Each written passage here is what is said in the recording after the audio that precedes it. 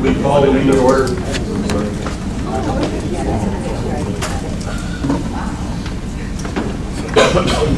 One more person coming in. I see it.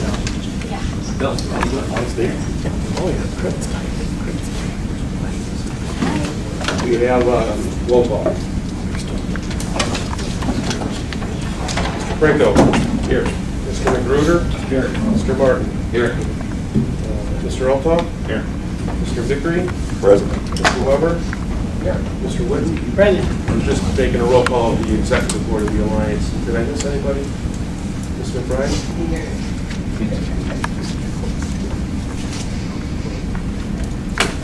You have a quorum, Mr. Chairman. Chairman did not think we'd have a quorum today because we do have a change in date, as you know, and some people just couldn't make it this week. That's great. It doesn't say it on here, but is there any public comment?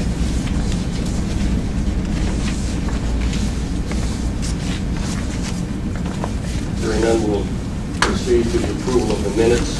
If you look at the minutes of our last meeting, do you have any corrections, any comments about it?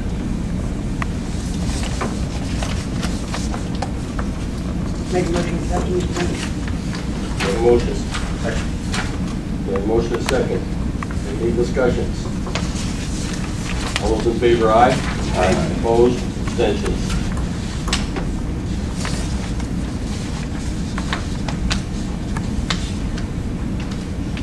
We'll probably make this announcement at every meeting in the future. As you all know that we are a new organization relative.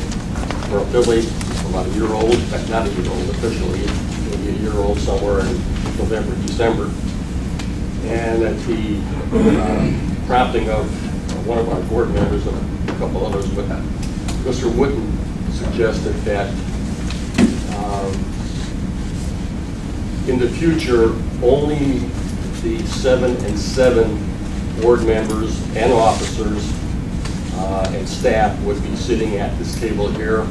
And we will make nameplates for everyone as they do in the county so that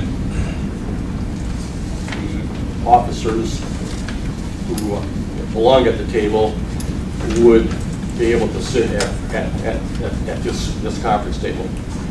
There's a departure here that there was than what we had over at the Olivet. Olivet, if you remember, we had one giant square, and it would accommodate probably 35, 40 people, and so everybody sat at the table. Here, that just won't take place. And like George is a board member, and he took our last seat.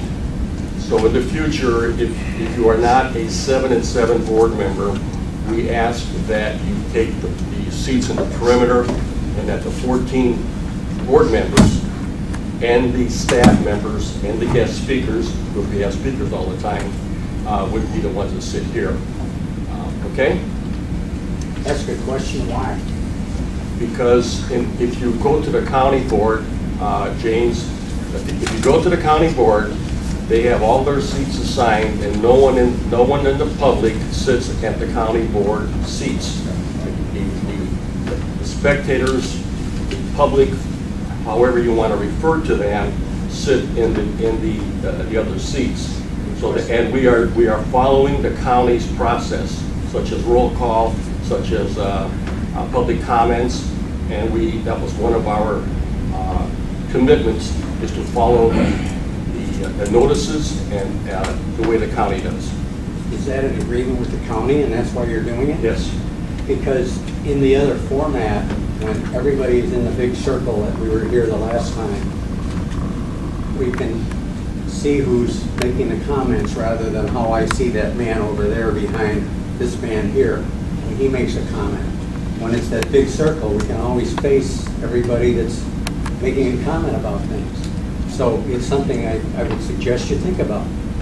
And it's just like, I was here last Thursday because I'm not on your email list.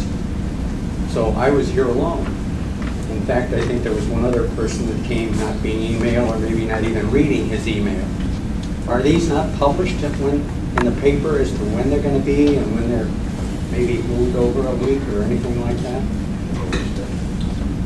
James, we've taken care of your situation with your email. Well, but obviously we have a regular. we do have a regular meeting, but typically they're going to be posted for 48 hours. I see. There will Okay, be, but they'll follow the public, back to the big Open Meetings circle. Act. Again, Is that an agreement that you have to do it? we because- changed the meeting room from Olivet, which had the giant circle, and there it made no difference. Here, it's physically impossible. Well, we did it last week.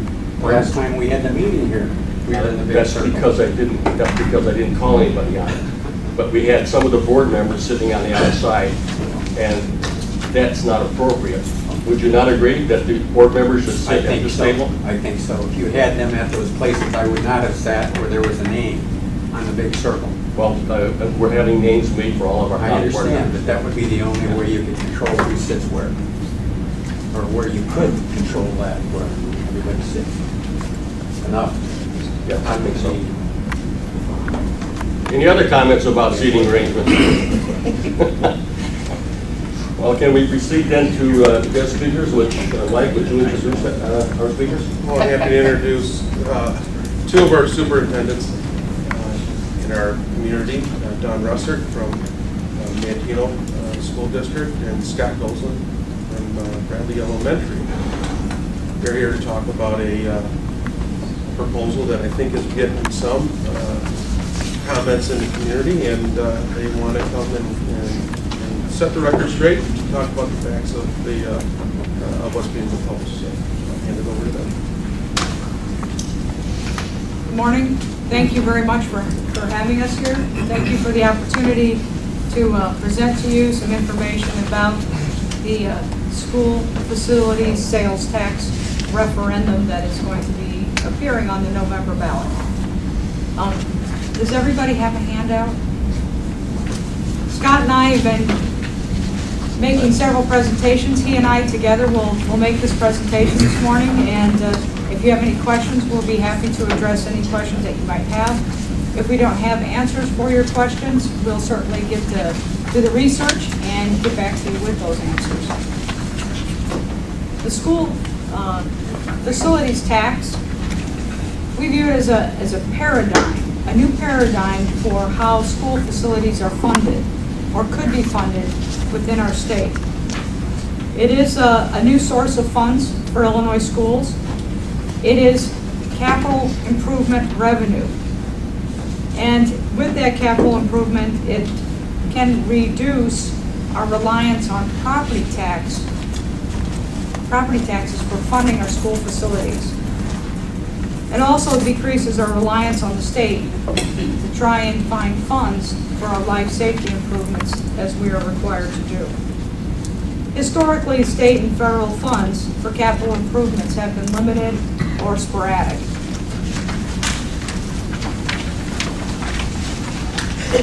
There have been a number of attempts for legislative change on how school facilities are funded within the state of Illinois. There have been some blue ribbon handles.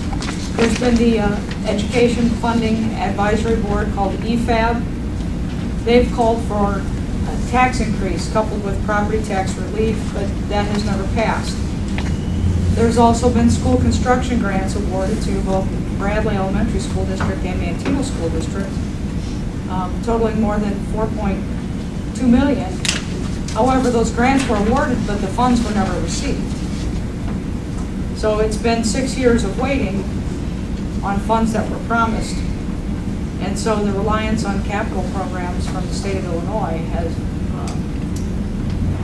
are something that you just can't take your project to the bank with. Don and I have had many opportunities of going down and speaking down in Springfield at press conferences, along with press conferences around our towns. And Representative Dugan, which is a big advocate for the construction grant, has worked hard for us in Springfield to get our money. But again, this is 2002, the money that we were supposed to be rewarded to. It's 2008, it's 6 years later, and we still haven't received that money as of yet. Our contributions as a school district, we put $1.1 million into our middle school thinking that 2.1 would be coming our way for the Bradley West addition. And obviously, since 2002, our plans for 6 classrooms, along with the multi-purpose room, band room, is now looking close to maybe 3 classrooms, maybe a multi-purpose room. So the times in 2002 to 2008 have definitely changed with the cost of construction nowadays. So again, we're struggling as a school district trying to find space along with Dawn, and any sort of revenue stream that we can generate is definitely a positive for our district, not to mention all the school districts in this county. The interesting concept about this is that it is a county-wide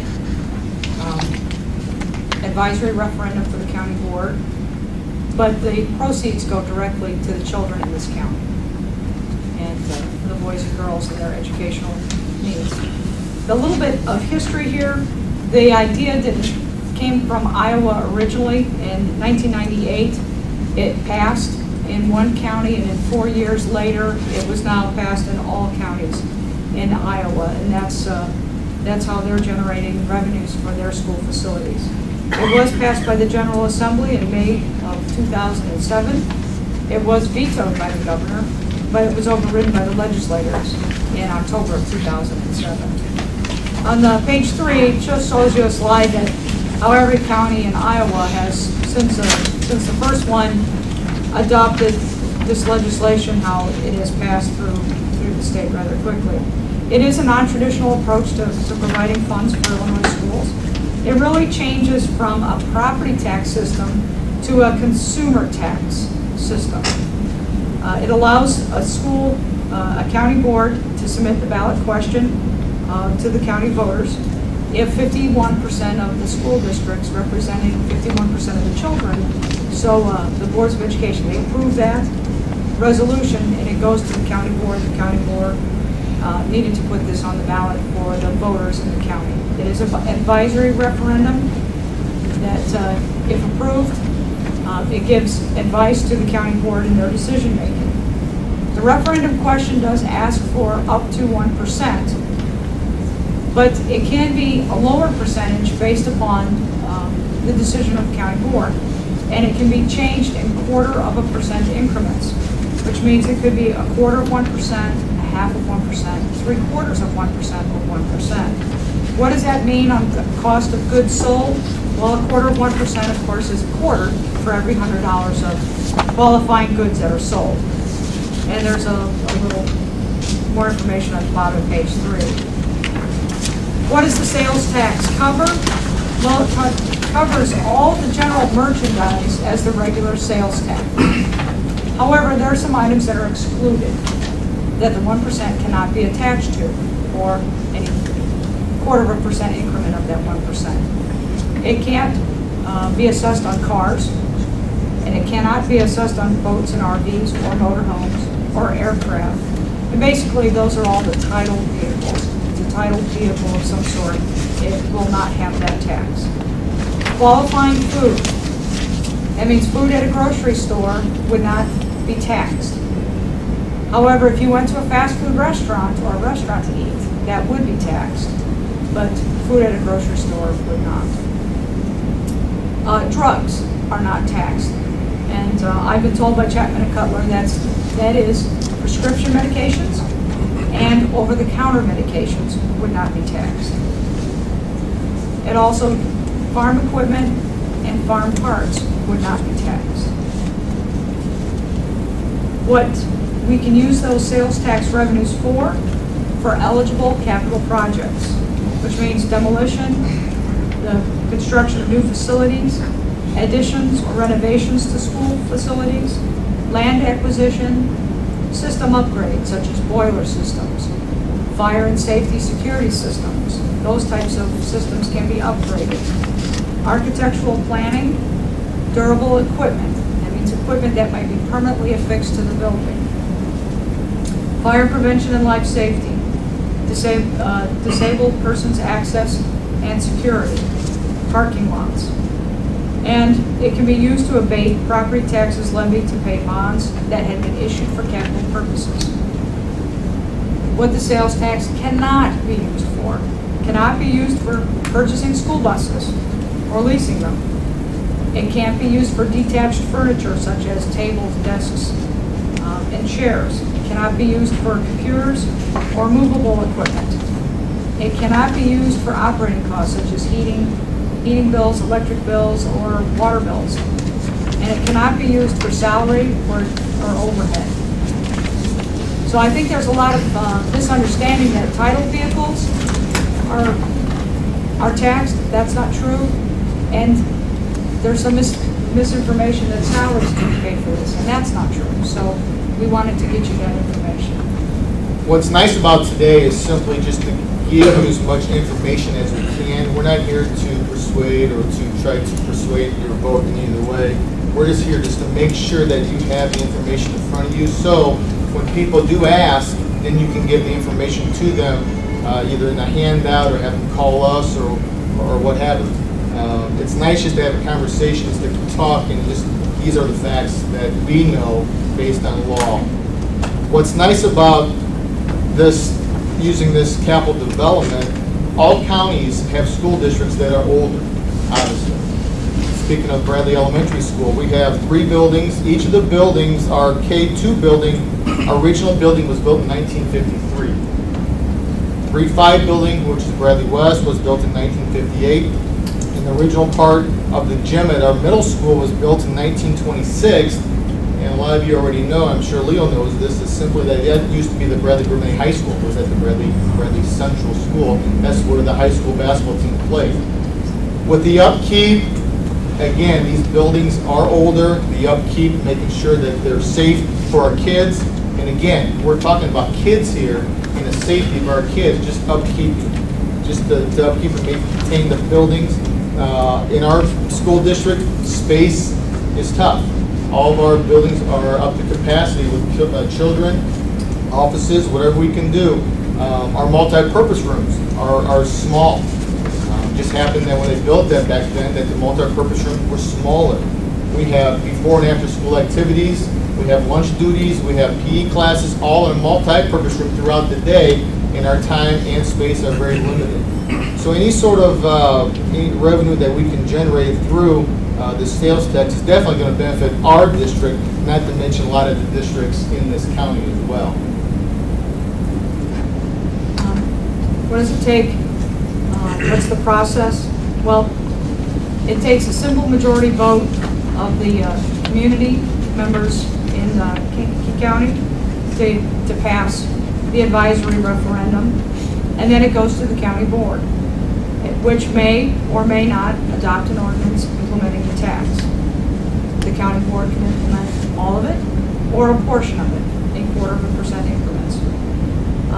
The ordinance and the election results must be certified by the county clerk, and then it gets filed with the Illinois Department of Revenue. How might sales tax revenues be used by school districts? Well, pay-as-you-go capital projects. That means as the revenue comes in, we can complete projects and not have to go and borrow money to do those projects. We can issue new bonds for capital needs, and instead of the new bonds, the payment mechanism being property taxes, the payment mechanism then becomes the sales tax revenues. We can retire existing debt that had been established for capital projects, can be retired with money from the sales tax revenue. School districts can use one or all of those options when the sales tax revenues are received. And those revenues would come to school districts on a monthly basis. How are the revenues collected? Well, they're collected by the Illinois Department of Revenue, held by the state treasurer. Then it certifies to the controller the amount that gets dispersed. It goes to the regional superintendent of education, and then from the regional superintendent, it goes to the schools based upon a percentage of student enrollment based upon each school's fall housing report. Why Kankakee County? Well, state capital grants are sporadic and at best. I think with Mantino, I think there was a capital grant that was given in 2000 or 1999 to the elementary school, but prior to that it was in the 1970s, the early 1970s. So maybe once every 30 years or so. At least that's what Mantino's experience has been.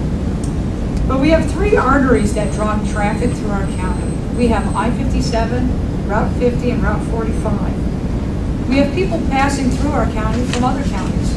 They stop off, they come off the highway, they stop, they make purchases. Those purchases help fund our schools. If this is on the ballot in a lot of other counties, Champaign County, Iroquois County, there's another county up north.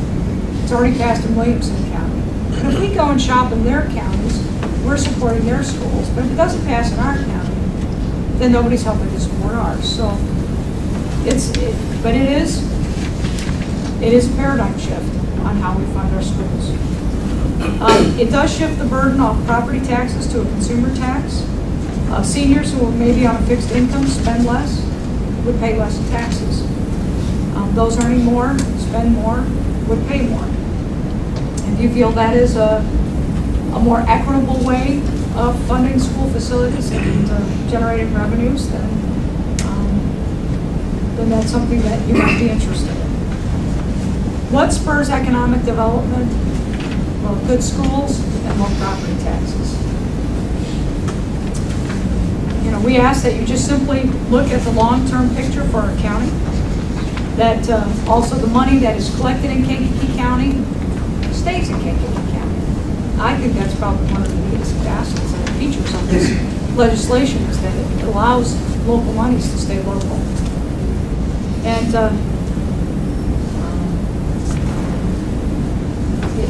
it's one way in which that we can help stronger schools and perhaps stronger communities. What Dawn mentioned before, that we have so many people touring our area. We have the regatta, we have the Bears, we have the softball, baseball tournaments, hotels, restaurants. Other people in other counties can help support our schools in that way. Let me give you an example. I had a dinner in a restaurant, a local restaurant, over the weekend, and my wife and I had a couple salad bars, and the bill ended up around $25. It was $24.86. The tax on 6.25 was $1.55. If it was moved up to 7.25, the tax on a $24.80 bill would be $1.80, which would be an increase of 25 cents. 25 cents from 7.25 to 6.25. So if you take that 25 cents, eat a couple times during the week, that's 50 cents a week times 4 weeks in a month. It looks like maybe $25 to $30 per year if you happen to spend around $25 a couple times a week going out for dinner. Now again, that varies. That 25 may go to 50 or 75 or whatever, but that kind of just a little example how a $25 bill from $6.25. But again, we're here. If you're on a fixed income, then obviously you're not going to be able to do such things like this. Or maybe go get your groceries at a local store. If you're able to afford this, then obviously it's nice to be able to knowingly that, hey, you're giving back to the schools in your county. And again, you're not the only one that's doing this. Other people that come into our county, they're seeing the great things of Kankakee County, are helping developing schools as well. On page further on down, there's a sales tax rate by city. Scott pulled up some information from the state, and we presented it here to show that Chicago has a 10.25% tax rate. Many people go to Orland Park to shop. It's 9.75% tax there. Frankfurt's 7%, Joliet's 8.5%, Matson's 9%, Beecher's 7.5%, Chicago in DuPage County is 8.25%, Oak Brook is 7.75%, Orland Park in Will County is 7.75%, Frankfurt is 9%, Joliet 8.25%, Peatone is 7%. Just kind of give you a feel for the different cities around us in which people visit and they make purchases, what their tax rates are. And Kankakee County as well. The next page, there's some big charts that show the enrollment trends and sales tax revenues. It's a little hard to read. The big picture on the left really shows each of the school districts, and the biggest dark bar is really Kankakee School District, but it shows kind of relative portions of each school district within the county, but that the 1% is projected by Stifel Nicholas to bring in about $28 billion in revenue for our county at the 1% level. If it were a half of 1%, of course, that dollar amount would be cut in half. On the next page, you can see each of the different school districts listed within our county and what percentage of this total student population they represent, what percentage of the tax revenue dollars that they would receive. For instance, Kankakee 111 has 30% of all students in our county because they have 5,866 students. And they might generate, if the tax figures are correct, about $8.5 million. Bradley School District is 7.7%, which would bring in about $2.2 million at the 1% level. Manteno is about 11%, $3.2 million. Is there something you want to say? I think the biggest thing that I think we all can agree on is simply that the states, we're having major issues with funding in the state of Illinois. That's a given, no question. And it's frustrating for us as a school superintendents representing school districts, along with everybody yourselves, along with different professions that you have as well. The reason why I guess we're talking to you today is that I think we're tired of waiting for the states. I think we're tired for waiting for them to make decisions that that affect the lives of all of us, especially our lives of our kids, which again, our kids are our future. So we're going to try to just give information to you to make sure that we can't wait for the state. We need some sort of revenue stream to make sure that our buildings are safe for our kids and to be able to develop and to make sure our kids that we have proper boiler systems in our school systems. We have the proper upkeep. If you had a chance to go around our Bradley school systems, our traffic flow is a nightmare right now. It's a nightmare, and we need additional roads. We need additional space. And I mentioned before, our libraries are so outdated, and we do not have the funds available that the state can give us on our property tax as well that to help support the needs that we have for each of the districts. So again, the money right here, and again, this is a lot of money here. There's no question. And one of the questions that was asked beforehand was, what happens? How are you going to use for our district 2.1 million, 2.2 million? I guarantee we have some outstanding debt out there right now that we can definitely put that towards. We fixed the roof just recently, and that was almost around $80,000 for a small piece of roofing. So it's for all. Obviously with the large amount of rain we had, our buildings were leaking. So it adds up. It adds up. So again, you can go by pay-as-you-go projects, or you can make a big bond somewhere for a big additional building. But again, I think that's for your individual needs of each of your districts, and I think that's where the key is. So again, I mean, the needs are there. There's no question. Obviously, the House, I believe, just passed capital budget, dealing with the House passed, and now it's going to Senate to try to get for the governor's capital bill, which is nice and dandy. That's great, and give us some more construction grant money. But again, if we're waiting for 2002 for the money, or for now for the money in 2002, that's a 6-year period. If this passes, then schools that are on the list, which we are on the 24, it's going to be 5 or 6, 10 years down the road, and the need is now.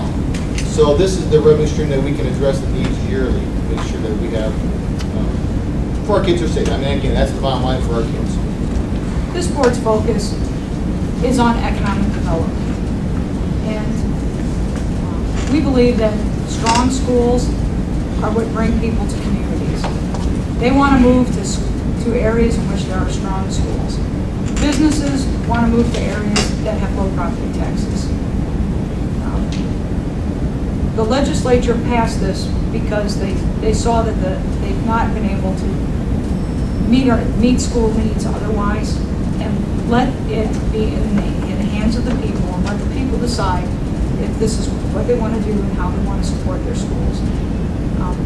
I thought it was important to bring it to you because strong schools make strong communities. And we have wonderful schools here, and we have a wonderful community. We have wonderful resources here that I don't think a lot of people know we have. And this is one way in which we think we can make our schools even stronger and make our community more attractive. Last thing before we open up for questions is simply that our jobs are here to just give you information. What's coming up for next for us is making sure that we touch bases with all of our staff members, our PTAs, your committee, along with the regionals committee, the chambers, just give information out to you so then you can make that decision. Giving information to you, I'd rather have you get the information than not have the information. Then when you go in November, then you make that vote based on not having that information. So that's the reason why we're here, to make sure that we provide you with all the information we can, answer any questions we can. And again, like Dawn said before, we're not experts on this. Obviously, we have a very good grasp on it. But again, we're here. If we can't answer, we'll make sure we get the right answer. Can we open up for questions? That'd be good. Sure. Leo? Look at it. There was a similarity. We wear glasses. I appreciate your concerns not being met in the school districts. I've got two questions. One, what would keep our governor from sweeping these funds? And two, is there an advantage in Kankakee County of the 6.25% rate that would be lost if we did this? I'll take the first part. I'm not sure if I can answer that. Well, that's a good point, and that's a question that I've seen before, is what would keep the governor's hands out of this. It kind of, the procedures in place, it goes from the retail to the Department of Revenue, to the comptroller, to the regional superintendent of schools. So the funds are held at the regional superintendent's Yes. office? And then they, she disperses, And then they they go on can't to the really. How does it get if they get there? Well, that's hopefully you're getting. How fast do they? Well, it would have to pass legislation. It'd have to pass the House and the Senate to change the order in which the funds transfer. Well, that's true. To sweep funds, they have to pass legislation to allow. But they don't stay in Springfield long. They have a time limit that it has to get distributed out every month, Just the point. so it doesn't hang there. The fertilizer industry in Illinois has placed upon themselves a tax that the state collects. It is not a state tax. It's a self-imposed tax that they placed on themselves to collect money to fund their offices and things. And that's collected by the state. And that doesn't even have anything to do with the state's ability to tax. So I'm just saying, there's... Should have dispersed that out to counties so they could get it. Well, there's one caveat that we probably didn't touch on here also, is that the county board really has the opportunity to change that percentage, by ordinance, whenever they so choose. The only caveat with the county board is they can't reduce the amount beyond the point at which there may be bonds, alternate revenue bonds that were sold, and the taxes are used to pay that. If there were some portion of the revenue that was going to pay bonds, then I don't think that the state can even sweep that either. But the money flows every month, so there would be a lot of money, I don't think, for the governor to sweep.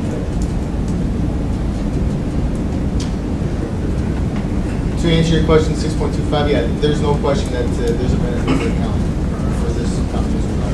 For the city. And for the city, obviously, as well. Obviously, times are changing, obviously, and looking at the tax rates of all of the counties up north, We mentioned Crescent Iroquois, or Iroquois County, they're on the ballot as well. And something that I did not know, which I found out on Monday, was that it's a 6.25 in Iroquois, but the city of Watsika is actually, they're at 7, because they have some sort of city tax. So they're looking for, we understand it's a nice place, and obviously people are going to get here, but again, I think the benefit of it, even, and again, I'm not, we all write property taxes, we all have sales tax. I write it as much as everybody else, and I have a tough time writing it as well, there's no question. But again, I think that knowingly that if it does, and the governor keeps his hands off of it, and knowing it'll come back to our schools, I think that's a good thing. Quick question. You were mentioning that the premise here is that part of this will help reduce the dependency on property tax. How do you get to that conclusion with increasing costs of the things that this money isn't eligible for? How do you reconcile that is something that will ultimately happen? Well, school construction bonds there's a couple of ways. One, it's up to each community's local board of education. And I would say, I'm certainly sensitive, my board is sensitive to property taxes and the people in our community.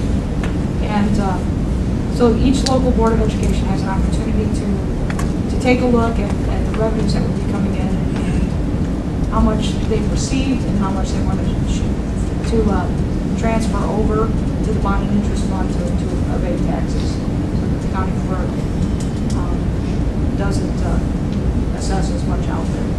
That's one way.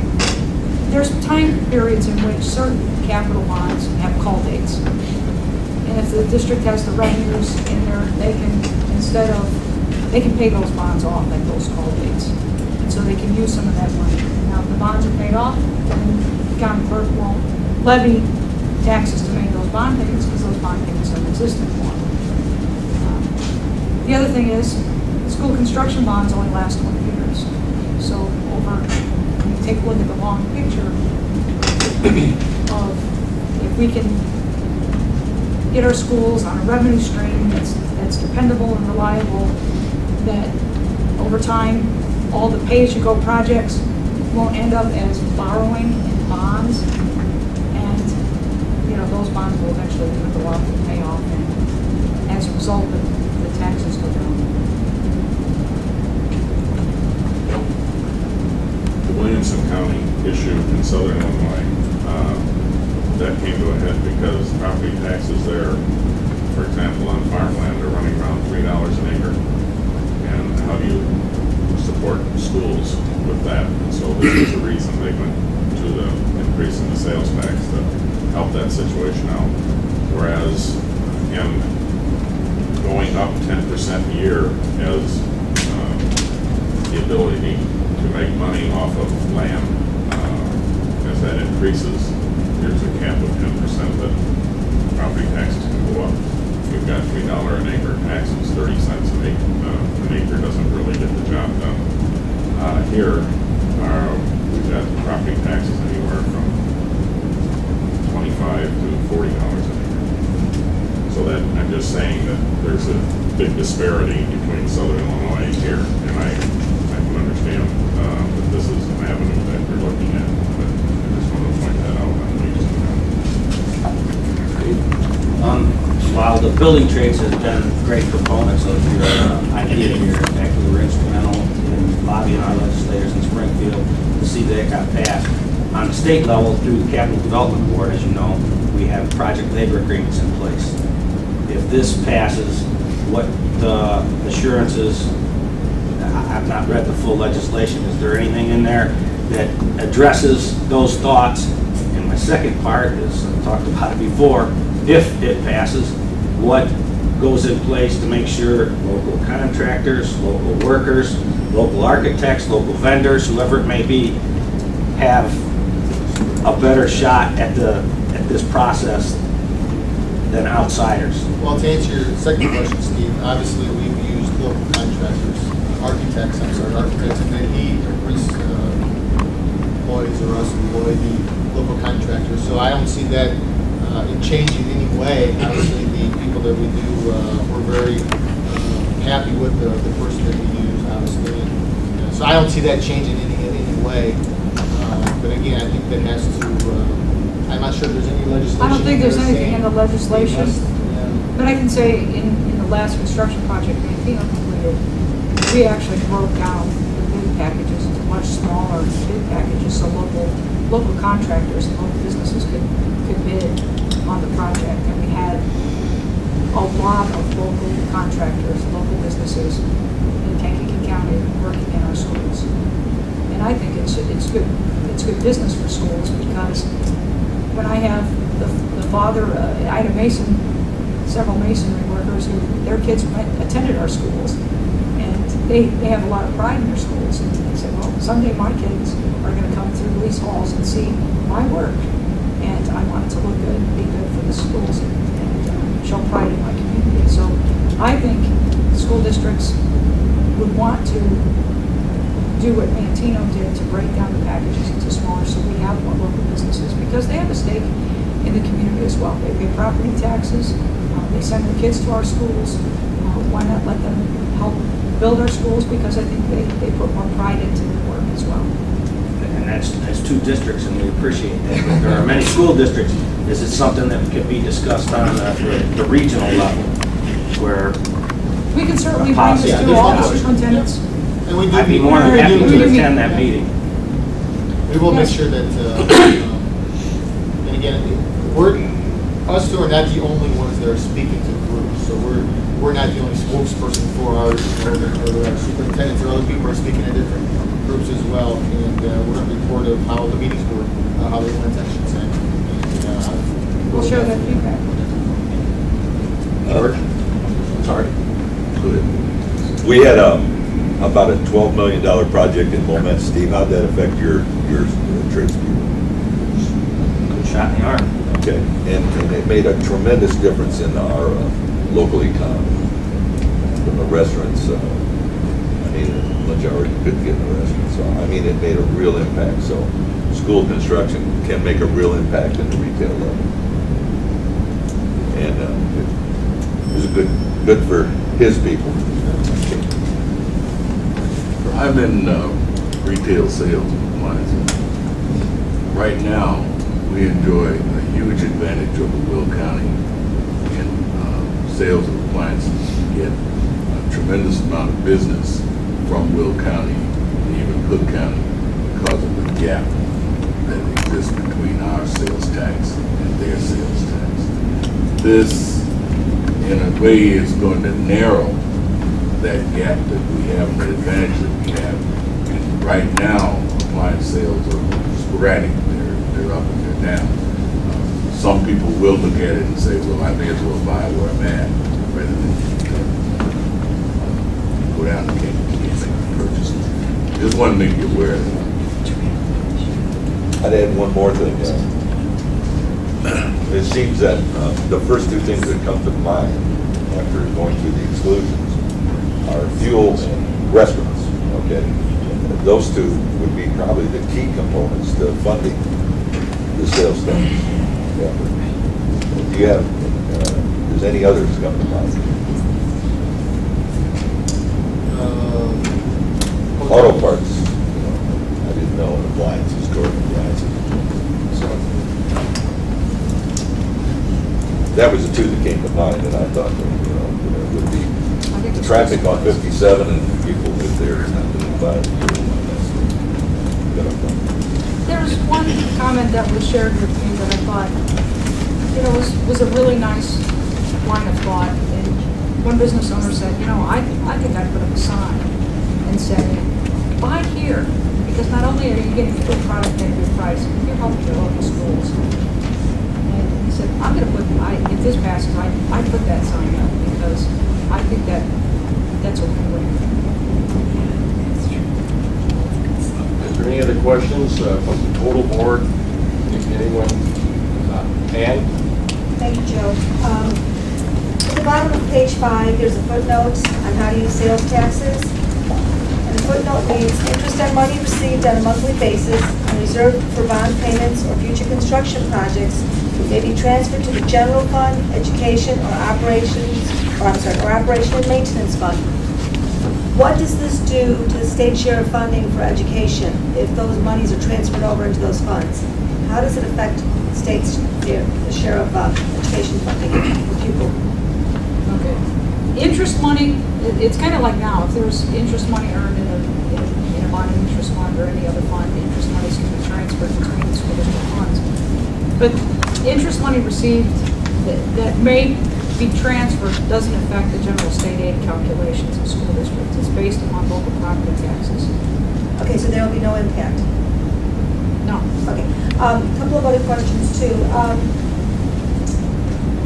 How is the school districts, are the school districts going to, what are the school districts going to do? How are they going to address the declining sales tax revenues in times where it's down, like the county has seen sales tax revenue decline, and we're going to have to actually reduce our budget? Well, if school districts are doing the pay-as-you-go, until they have the money, they don't do the project. So in years of declining sales tax, they may have to wait longer to complete a project, or they scale down projects in phases.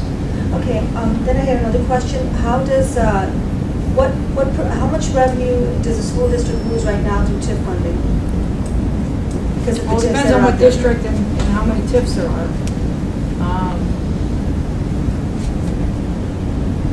How many years do you have to wait for that TIF revenue to come online? Usually the 23-year TIF. It depends on when it's paid off and on surplus that district receives after it's paid off. I'm not sure if I have a definite answer for that, how much you have lost because of TIFs. But then I think it's just your individual school districts based on TIFs in the area. Okay, because that's a long time. I mean, there's a lot of things that don't even have a functional life for 23 years, like hot water heaters and things like that. And just the last thing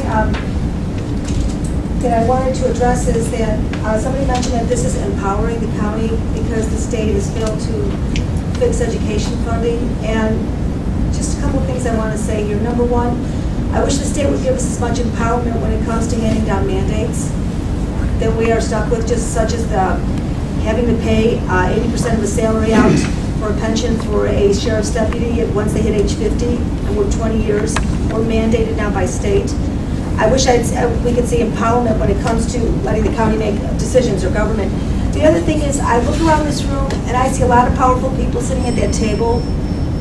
And you would think after 30 or 40 years, whatever, of the state failing to address education funding, that there would be some local pushback. I mean, when are we going to hold these people accountable?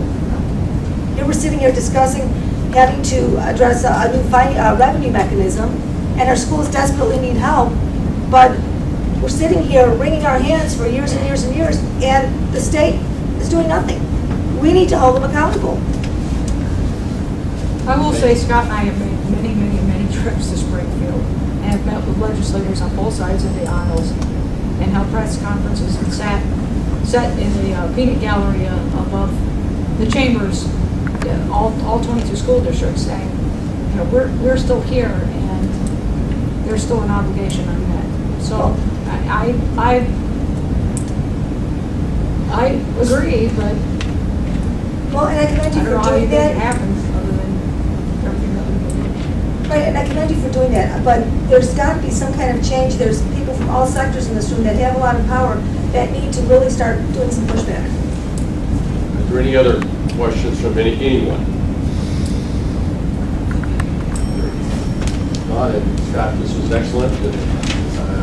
Hopefully this will get out to all voters, all taxpayers. I think this is excellent. Obviously, Bill was confident about, can we trust the governor? Why wouldn't you trust the governor of the state of Illinois? My question. Thank you very much. Next on the agenda would be our president's CEO's report. I've got three things that I want to bring up today and thank you to give you an update on. First of all, many of you probably read in the paper on Sunday that we announced the UPS SLK partnership moving forward. The Kankakee County Board at their meeting on Tuesday of last week committed a line of credit of $900,000, which really helped them in terms of giving them a shot in the arm to ensure that they can get private financing side of that. After our meeting, after the Tuesday meeting and the press conference, I've talked to Tom Park, who's president and CEO of UPS, to make sure I keep status on how the project's going. He wanted to be here today, but he had to be in the office at 7:30 today because the first piece of equipment that was rerouted from Tijuana, Mexico, was making it to his office this morning. And so they're able to start assembling the line now. With what's happening, he indicated to me that they are going to be able to start production earlier, so it'll be in November, and that he wants to be at our meeting next month to give an update on the progress of that project. The Alliance, over the course of many months, had been involved in this project at a number of levels, bringing together the city, the workforce, and then at the end, trying to find financing. And I think that was the biggest challenge that came out of it at the end. I think this is a great project. We're able to ensure that we secure 260 jobs through this process, and also ensure that we are able to keep the company here for some time. And that announced over a year ago that they were going to leave and take their facilities to Mexico and to Union, Missouri. So anyway, that's a good step forward, and we're hoping that the project continues to be successful. The first year, I think they have to manufacture between 65 and 85 million file folders, which seems just, I can't even imagine what that looks like. I think that I'm positive they'll be able to do it. So it's a 96,000 square foot warehouse, full of the floor, 12 feet high. It's like $1 billion. What's $1 billion? We can't comprehend 80 million folders either, but throughout the United States that they do this, like all of the United States. Any questions about that project, Bill?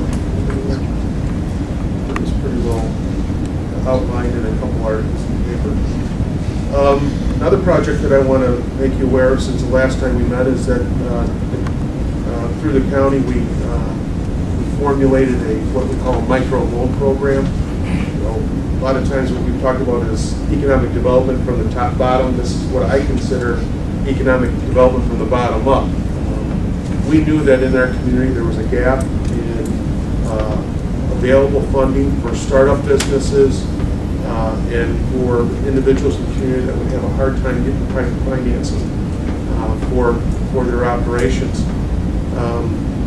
Over the course of about 8 or 9 months, we've been able to formulate a strategy, identify an organization that can help us administer this program, and as a result of county board action last Tuesday, we were able now to go forward with a micro loan program where people can apply for funds from $200 to $25,000, anywhere in that range. The average loan would probably be about $8,000. That's what they find. And the partnership is with Axion of Chicago. This is a service area of theirs. Kankakee County, through our revolving fund, is committing up to $75,000 to the program, and we will give money to Axion to administer this program at $25,000 increments. So that's kind of that's a huge project that I believe in moving forward to help us with economic development incentives that are in our toolbox, because we're not just talking about the multi-million-dollar project with 25 and 35 jobs being created. We need to be able to look at programs that are for the smaller businesses and the startup businesses in the community. We are going to be targeting minority-owned businesses, startup businesses, and we've already got somewhat of a strategy in place for how, over the course of the next 3 to 4 months, we're going to get the word out on where about this program. So that's something that I think is very exciting and something that we've been working very hard on for a long time. The last thing I want to talk about is our retention program, and it is something that as a organization we made our #1 priority for this year to do. We're targeting 40 visits. We're currently at 20. So those that have volunteered to help with these visits, I really need your help to get these done. I'm not going to be able to do them on my own. Of the 20, I'm happy to say that we have gotten 6 responses back from these companies saying, hey, as a result of understanding what the community can provide us, we're looking to do some expansions. Help us get some information together.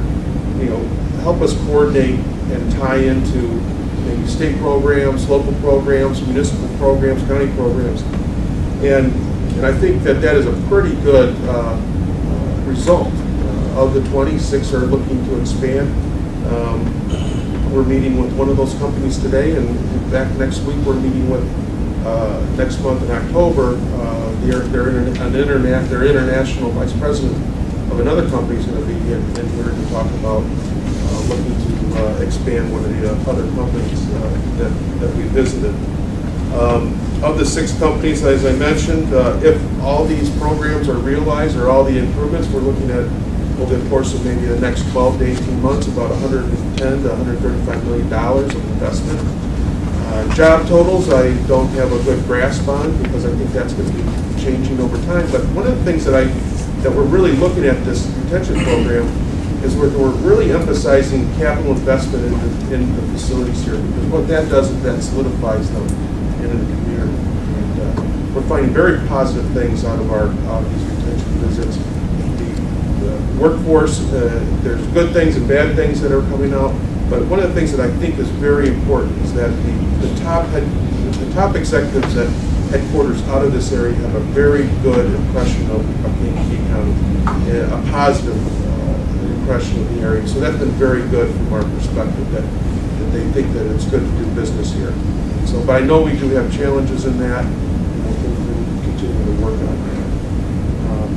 So those are the things that have been going on in the last month, and open up to any questions if anybody has any. Anybody have any questions? Just a comment. I was with Mike on one of the retention visits in the Moments area, and I got quite good feedback from the management level there. Just it seemed that they were glad to have somebody who was interested in listening to their needs. I think that a lot of this is just listening and giving them maybe some tools to work with. And we're working on a project, but we'll see how that works. I tell you, I just think it's great because, for years, this goes back to the EDC and EDA, we talked about a real retention program. We got it in place. I just think it's great. I think, Pat, you witnessed one of the results of one of those. Oh, I don't know if you knew what you were walking into, but that was. That's usually the case. But no, it's been very positive, and I'd be surprised if any of the other states or towns are going through actual expansions with that ratio percentage that's happening right here, not only in Illinois, but Kankakee County. I mean, that's good stuff, especially in the times that we're seeing. It's going to take time, These things don't happen I agree with overnight. you. I mean, I'm just getting out there and listening. The last meeting, just folks really don't know what we have available to help them. I think that's What I think is also a good sign is that, in the course of over just a few days, we were able to bring in 3 plant managers. We asked them to come to a meeting, talk about our incentive programs, talk about the state incentive programs, and they were here. So I don't know at any time before that we have given a call and gotten that type of response in a very short time. That's something that I was very impressed with. The total investment permits, I think, in our county, most of you that came in. Kind of forgot.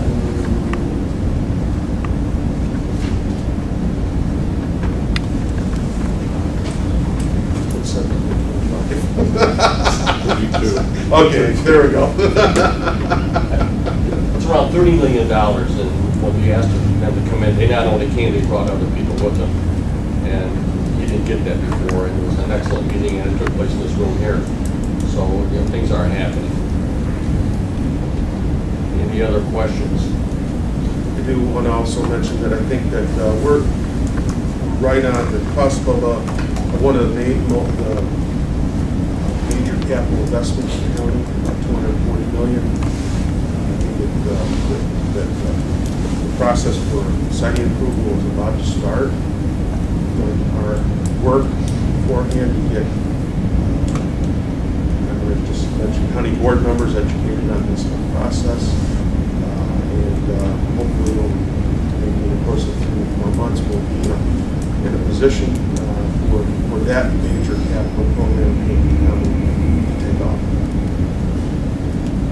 We've been doing the work behind the scenes to try to ensure that we got a good hearing process, board members understand the issues and the concepts, and that we continue to move on that process. Any other questions of Mike? Chairman's report.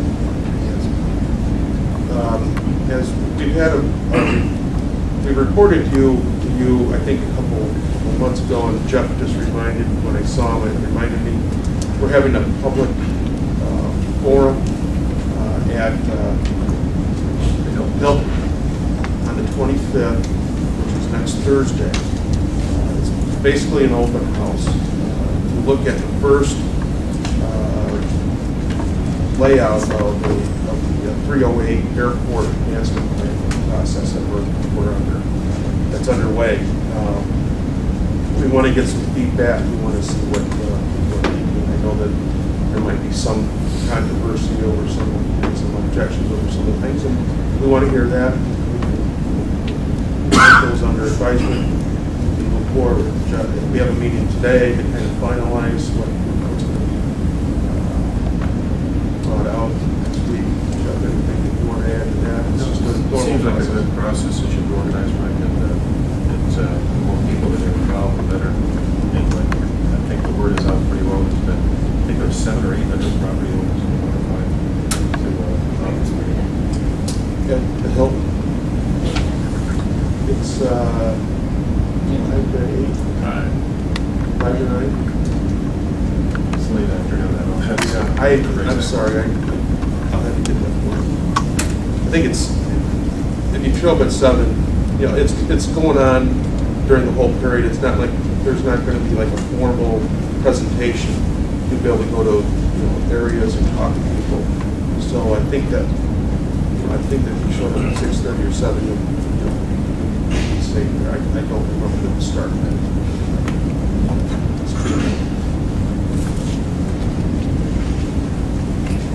No? Chairman's report. Briefly. You heard me say this before, but maybe you can say it again. We are the alliance, but understand, and please be understanding on this. There's only one paid official on the alliance right now, and that is Mike himself. We just hired a receptionist. You cannot expect us to communicate and do all the things that needs to be done with 1.5 staff people.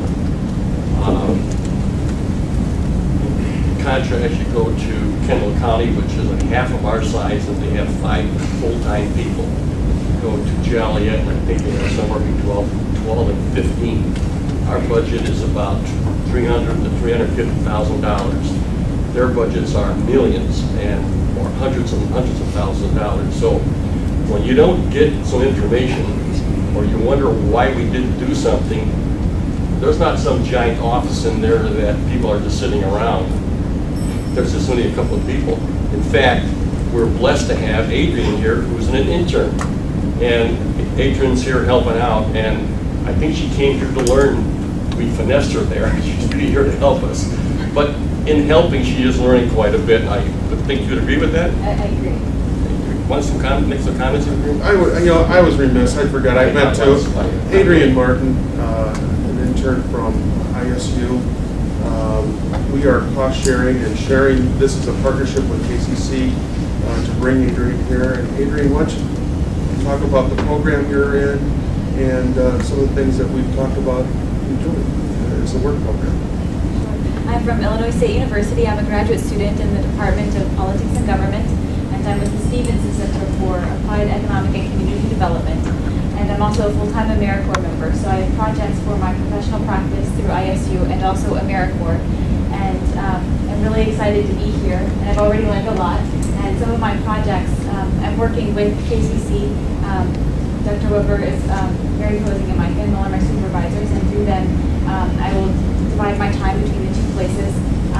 And for the Economic Alliance, many of my projects include collecting data for the website, the profiles of the companies and the communities, so keeping updated information, and also using this information to conduct analyses on economic trends in Kankakee County and some of the strengths that we have, so we can have sustainable and strategic growth. So we understand the economic base. So a lot of that is using this data as well as keeping it updated just for the Economic Alliance, having updated information. I'm also hoping to work with Pembroke Township and the Village of Hopkins Park and updating their comprehensive plan and helping them realize that. And we're still working on planning that out, but I'm hoping to be involved with them. And so I also have a couple of projects with Kankakee Community College with corporate and continuing education. So I thank you for this opportunity to be here, and I'm really excited. We're going to have her, fortunately, for about 11 months, so we're happy for that, too. And she is a plus, strong plus. And again, you know, we're lacking staff. We never did replace Tim Nugent, who really did an awful lot, specifically on the retention. So we're doing this with a lot of volunteers, and hopefully in the near future you won't hear me talk about the budget or talk about the lack of personnel, because I think we'll work towards that end. The next report is board report. And the board is really everybody here to somewhat try to clarify what's took place here. There is an EDA board, which is the private sector. The Alliance board is what we call the 7 and 7. 7 board members from the county, 7 board members from the private sector. The fact of the matter is the county board members are also private people. They're not really hired or paid that much. I don't think you get the big bucks that I hear out there, do you? But at any rate, they're truly all private sector. It's just that they have the title of being a county board member. The EDA is a board that we founded really a couple of years ago, which then did the partnership with the county board, and that thus came to what we call the 7 and 7, which is now the Economic Alliance of Kankakee County. Everybody belongs to the Economic Alliance of Kankakee County, all board members. But this, you might say, the 7 and 7 is kind of like an executive board. Having said that, I will ask the board, the executive board, for comments first, and I encourage everybody to participate and let go around the room, which we always do. So, starting with you. I want everybody to give their name and who they're representing. And representing more than one, do that too. So I'm sorry, Chair. Go ahead. Wait. Hold on. Mr. Franco, before you start, I know sometimes people leave early, that Mike's public notice for the airport study meeting on September 25th is from 4 to 7. I have it on my laptop. So. Thank you. Thank you. You're welcome. 4 to 7. Thank you. Okay. I'm Chair McBride. I represent District 4, District 5, and Kirkland Hopkins Park. And their patron is working very hard. He's had several things going on that turned out to be successful. His community march was good. They had some churches come out and give out free dinners to the people. He's doing everything he can to bring people together to do something going along with this project. He's working on the building, on that residence building. We're trying to get that straightened to bring in this industrial park. So everything's coming together for you. It's kind of slow, but it's kind of getting there. Sure. And remember, there's a lot of people, you're trying to keep your comments down to a minimum. Pat? Pat Martin, I'm president of Homestar Bank, I'm also vice chair of the EDA, and on the 7-7 board of the Economic Alliance. And I don't know if anybody's been paying attention, but there's some news about AIGs and Lehman Brothers and all that kind of stuff. And probably be some more, but as I reiterate at every meeting, the local banks here are not involved in all that kind of thing. And as a matter of fact, the Fannie and Freddie and all those things, and the interest rates are down. It's an excellent time to buy in Kankakee County or refinance or those kind of things. So don't get all caught up in all the national news, and have faith. I believe every bank locally is in the well capitalized, which is very important and well managed. So it's your barrage 24/7 with national news, and that's what there's just so many good things happening here in Kankakee County. When you have 6 or 7 industries expanding, that says something for the alliance, not only the alliance, but the county and the county board and the cooperation. So keep the faith. Very good. Thanks, Pat. Jerry? Yeah, Jerry Weber at KCC. I'll mention just a couple things. In Aurora, in October 1st, 2nd, and 3rd, they have a Green Communities Conference, and I'll send information out in case any of you are interested in it. I think the 2nd Thursday is the day that we have a convocation on it, but it might be kind of interesting. And I talked to the folks who ran that conference, and we might want to look at doing something like that here maybe a year from now or something, the same sort of thing. So I asked the person I'm going to bring in here when I do my thing to sit down and talk to them and see if that's useful for us. Yeah, at the college, we got a grant last year to do some things with sustainability to form a consortium of 6 other community colleges on sustainability, and we're starting our sustainability center. We just hired a coordinator, so that starts next week. So I thought, why not go a step further, and at the college we're going to start a group. Actually, we already have a kind of a group that meets formally and talks about projects. Chip Gorham's on that group and several others here. We're going to call that the Council for Community Sustainability, and we'll have different folks who are interested in whatever the area is, housing or ag, try to get Bill involved, and some other areas like sustainable ag and that. So we're going to try to organize a meeting of that next week and get different groups up and going. We've already got some communities that are interested. Then finally, we just finally received formal notice that we're going to get a National Science Foundation grant that will allow us to plan to be a regional Midwest Advanced Technology Center for renewable energy. So if we use this planning grant correctly, I think it's something we should involve the whole community, because that would assist us. We can then go for multi-million-dollar grants that would make the area a training center, as it were. So as that develops, that'll be a major initiative for the college. Stephen Brewer, President, Kankakee Building Trades Council. A report. Wow. George. George Washington Jr., Chairman of the Regional Planning Commission, as well as County Board member and Alliance member. To add to what Sherry said, Mayor Payton has also received word that the prison properties will be signed over to the village by the governor.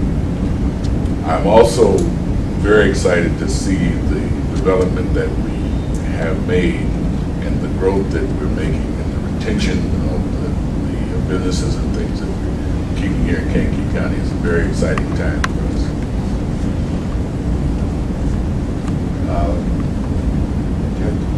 Jim Vickery, County Board member. It's kind of it's been a kind of an interesting day. And I served with Sherry on the revolving loan fund committee. And I think with Carl's leadership, Mike's leadership, Joe's leadership, and the help of the whole county board, I think we were even able to surprise Joe Franco at the speed with which we could put together a program for UDS. Okay? I think sometimes people in the private sector have a hard time understanding the political structure. I think Pat's made that comment a couple of times. Their board of directors sits down, they make a little decision, they go do it. Well, when you have 28 board members, it's a little different process. So we were able, it's really kind of exciting. We've got two really fine people on the private sector that are on the RLF committee, along with Sherry and I. And these guys are thorough. They're, you know, really good members of the RLF committee, and we rely on their judgment quite a bit. So, but Carl's leadership, getting that through and getting it done, it worked very well. And really a good thing with UDS. And I noticed that Janine's here from Main Street in moments, and I think she should take very strong note of the Axion program that we put together, and it may help in some of the small towns that Kankakee County. Thank you, Jim. Bill Olthoff, County Board, District 25, representing agriculture. Just a note about Johari Cole, who was in the Chicago Tribune with their local organic production. And on TV, yes. In fact, you can download that off the internet. And they did a great job on that. I served with her on the Illinois Local and Organic Food Farms Task Force that the governor has going. We should be coming up with our report sometime this fall. Leo Witten, District 23, no report.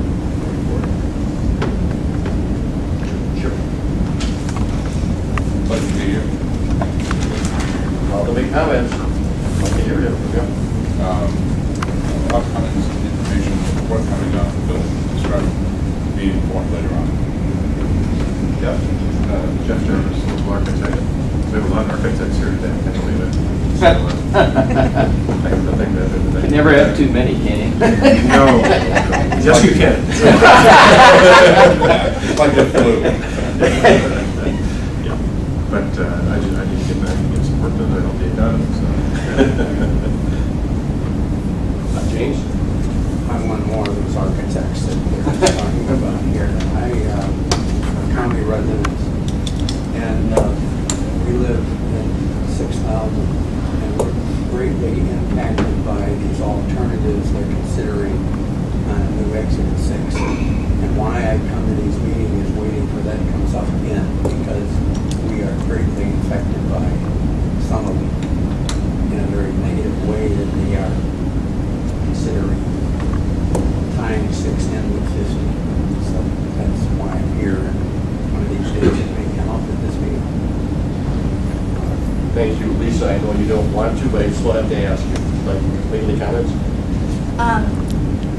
I'll just make one. I was at the meeting of the microloan program. I called publicize. Thanks for the alliance, post press releases and stuff like that. But the microloan program, I'll be working to get some information about that out to local papers and things like that. And we'll be getting an alliance newsletter out next week. Right, Mike?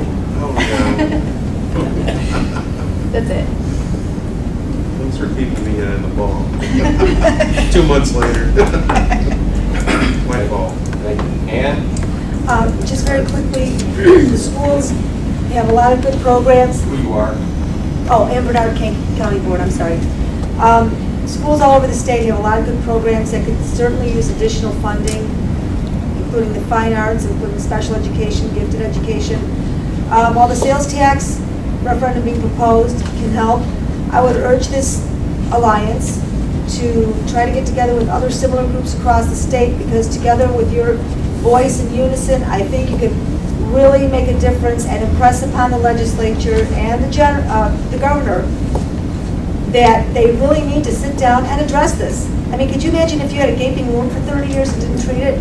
So that's one thing I urge you for, because while this is a first step with the sales tax, there are lots of programs that aren't being funded that really need to, because students need comprehensive education, including the fine arts, because if you just put everybody into the trajectory of just doing business without being able to look at other things, you're not producing a citizen that's going to be able to address issues that don't fall within black and white areas. So I urge you to do that, and also make sure you're pushing for adequate funding and even increased funding at the community college level and the college level, because that's the only thing we have now to compete with, because a lot of our manufacturing is overseas.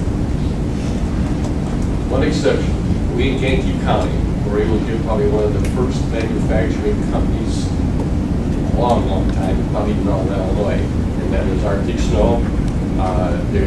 They should be opening probably in another month. They're working and making quite an investment, probably about $3 to $4 million investment.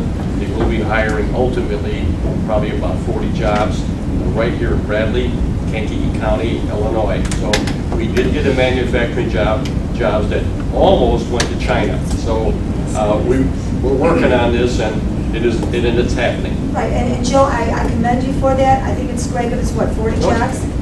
It's about 40 jobs, correct? I didn't hear you. How many jobs? About 40 jobs. About 40, okay.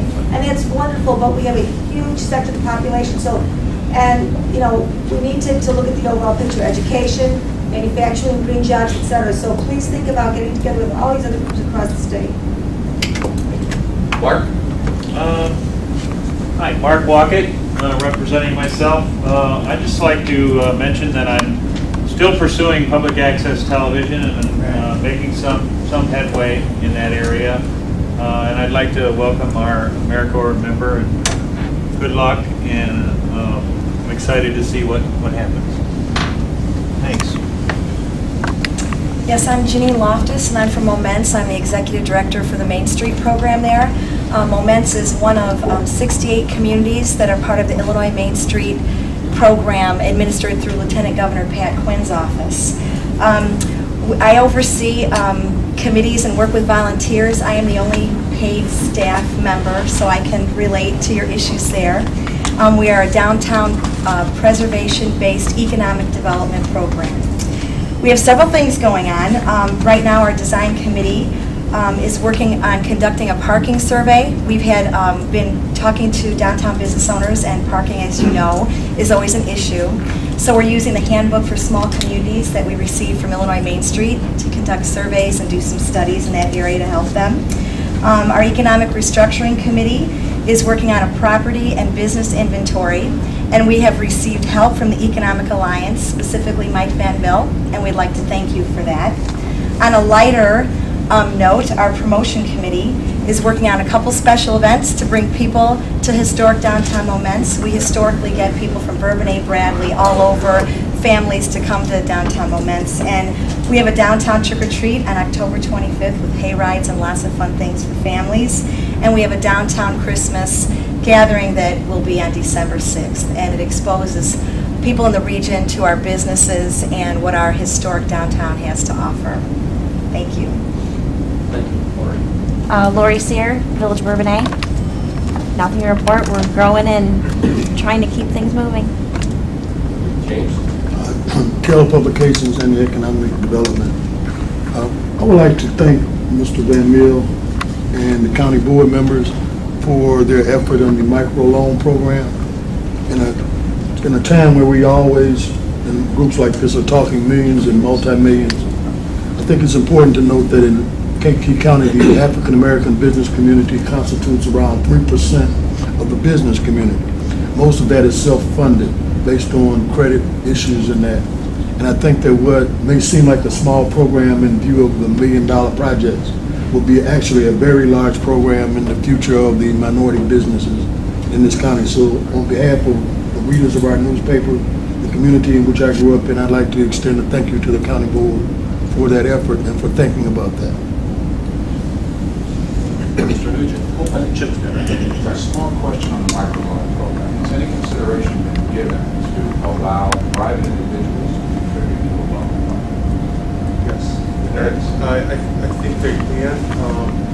Banks can contribute too, and typically that's where the funds have been coming from, is banks have to comply with somewhat community CRA, and that's how the fund gets infused with cash be able to loan out. But as a county, we decided that with Axion, we wanted to have somebody that could be paying attention to this program and be here quite often. And so, yeah, there's opportunities to do that through the Axion group, I believe. So typically we're looking at banks to help provide some funding as well. Hopefully maybe we'll get that over time. I never even thought of, I really thought about private, but I can find out a little bit more about that. Good question. Matt? Joe, I'm sorry. Joe Nugent Curtis Real Estate. Want to commend the Alliance and the county board on the Esselte, because we really were close to losing those jobs in that line. So we did have some space that was vacant space before that's being filled up with that line and investment in that. Unfortunately, at the same time, that comes along a property that they were in before, occupied before, that is available now, that hopefully we can work on getting somebody else for that. It's 144,000 square feet, of good space, or hopefully some other jobs produced there. Another note was that I wanted to see I wasn't here last month, but the opening of the Bennett commercial branch. And it says here that it was the first real estate office in the district in at least 20 years, and we actually opened up in February across the street here, so I think that might be a little bit of a tight. So the second, right? Yeah, so in a second. Sorry, they've already been approved. Yeah, I think it's good. Great commercial. Esselte. Some people might not know who they really are. Some of you might remember that it's Amberg File. Amberg File. It is a huge old building, and ironically, there are some people looking at it. But it's good that you put that out, because I didn't know who Esselte was for a while, about a year ago, and it was Esselte, and to me, it's Amberg File. But Joe, you say a huge old building, though, and actually there is some really modern, it's as nice of industrial space as we have in town. One of the things, the mayor and I have been talking about the fact that it is going to be vacant, and we are in the process of, it is not in the county enterprise zone, and we're looking to extend the enterprise zone to the site, and so the process is starting for that. If anybody from the Alliance would ever want us to take a look at it, just give us a call. Matt Olszewski, National City Bank, and I'll just piggyback on what Pat said. Even though my headquarters is in Cleveland, I do consider myself to be a local bank. We are the best capitalized large bank in the United States. And despite all the negative press that you've been hearing, I think there's a lot of financial institutions that were hiding from their woes. And I commend National Cities Board in being proactive way in advance of all this and recognizing the weaknesses that we had in our balance sheet and going out and raising $7 billion of new capital in April of this year that if they tried to do today just simply isn't possible. There's not the money out there.